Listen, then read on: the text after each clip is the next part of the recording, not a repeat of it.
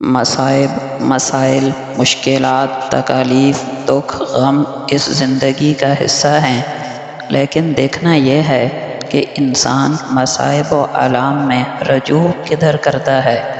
کبھی عامل کے پاس، کبھی کسی فقیر کے پاس، کبھی کسی سرمایہ دار کے پاس، لیکن جس ہستی کے پاس ان سارے مصائب و آلام کا حل موجود ہے، وہ ہستی جب خود پکار کر فرماتی ہے کہ اگر کسی کا کوئی مسئلہ ہے تو آ جاؤ، میں مسائل کے حل کے لیے تیار بیٹھا ہوں، اس وقت کو ہم غفلت میں گزار دیں، کتنی بڑی محرومی کی بات ہے۔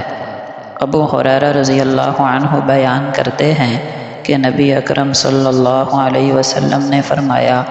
رب تعالی روزانہ رات کو آسمان دنیا پر نزول فرماتے ہیں جیسا ان کی شان کے لائق ہے، اور جب رات کا 1/3 حصہ باقی رہ جاتا ہے اس وقت فرماتے ہیں، کون ہے جو مجھ سے دعا کرے تو میں اس کی دعا قبول کروں، کون ہے جو مجھ سے مانگے تو میں اسے عطا کروں، کون ہے جو مجھ سے مغفرت طلب کرے